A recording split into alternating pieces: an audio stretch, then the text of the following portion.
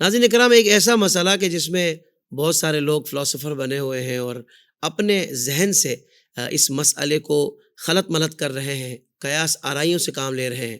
تو میں نے کہا علامہ صاحب آج واضح ہو جائے امت پر کہ مرد کی نماز اور عورت کی نماز میں کیا فرق ہے.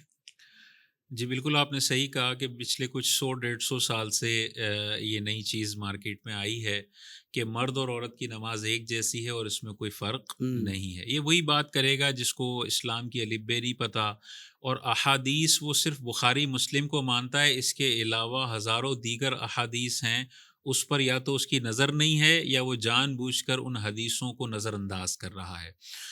احادیث مبارکہ میں واضح طور پر ہمیں نظر آتا ہے کہ عورت اور مرد کی نماز میں نبی کریم علیہ الصلاۃ والسلام نے فرق رکھا ہے.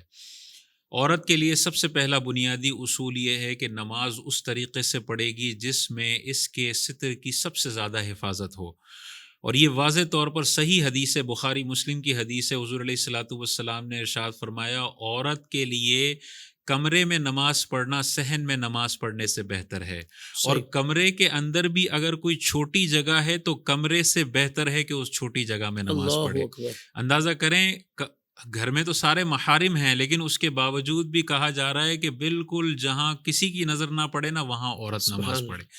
اچھا، مرد اور عورت کی نماز میں علماء کرام نے جو ترتیب دی ہیں وہ واضح طور پر 5 فرق ہیں جو عورت اور مرد کی نماز میں ہیں. پہلا فرق تکبیر تحریمہ میں ہے، ہم کانوں تک ہاتھ اٹھاتے ہیں اور عورتوں نے کندھوں تک ہاتھ اٹھانے ہیں. دوسرا فرق ہے کہ ہاتھ انہوں نے باندھنے کہاں ہیں، مرد ناف کے نیچے ہاتھ باندھتا ہے، عورتوں نے سینے پر ہاتھ باندھنا ہے، اور یہی ان کے ستر سے سب سے زیادہ قریب ہے. تیسرا جو فرق ہمیں نظر آتا ہے وہ رکوع کے طریقہ کار میں نظر آتا ہے. مرد جو رکوع کرتا ہے بالکل کچھ انگلیوں کو تھوڑا سا کھول کر، مضبوطی سے گھٹنوں کو پکڑ کر، ہاتھوں کو بالکل کھول کر اور کمر کو بالکل سیدھا کر کے وہ رکوع کرتا ہے، جبکہ عورت کے لیے ہے کہ سمٹ کے جتنا ہو سکے اس نے رکوع کرنا ہے. انگلیاں بالکل ملا کر رکھنی ہے، ہاتھوں کو پیٹ سے قریب کرنا ہے، اور تھوڑا ہی جھکنا ہے، بہت زیادہ جھکنا نہیں ہے. عورت سمٹ کر رکوع کرے یعنی اپنے ہاتھوں کو اپنے پیٹ کی طرف ملائے گی، اور جتنا سمٹ کر ہو سکے وہ رکوع کرے گی. تو یہ آپ کا ہو گیا تیسرا فرق. چوتھا فرق جو علماء کرام نے ارشاد فرمایا وہ سجدے کا فرق ہے. مرد کے لیے افضل اور اولیٰ یہ ہے کہ بالکل پھیل کر سجدہ کرے گا، یہ چیز اس سے جدا ہوگی، یہ چیز زمین سے جدا ہوگی، پیٹ اس کی رانوں سے جدا ہوگا، رانے اس کی پنڈلیوں سے جدا ہوں گی، اور پنڈلیاں زمین سے جدا ہوگی. پھیل کر سجدہ کرے گا، چھوٹا بکری کا بچہ بھی اس کے نیچے سے جانا چاہے تو بآسانی چلا جائے، اتنا پھیل کے مرد کا سجدہ ہونا چاہیے. عورت کے بارے میں حضور علیہ الصلاۃ والسلام کی احادیث پاک ہیں کہ عورت زمین سے جتنا قریب ہو کر سجدہ کر سکتی ہے وہ اس کے لیے سب سے زیادہ بہتر ہے. واہ واہ. تو عورت کے لیے علماء کرام نے ارشاد فرمایا کہ اپنی کلائیوں کو بھی زمین سے بچھا دے، اپنی پنڈلی کو زمین سے ملا دے، اپنی پنڈلی اور رانوں کو ملا دے، رانوں کو پیٹ کے ساتھ ملا دے، اور بازوؤں کو یہ پہلوؤں کے ساتھ ملا کے جتنا سمٹ کر اور دونوں پیر ایک طرف سیدھی طرف نکال کر یہ سجدہ کرے گی.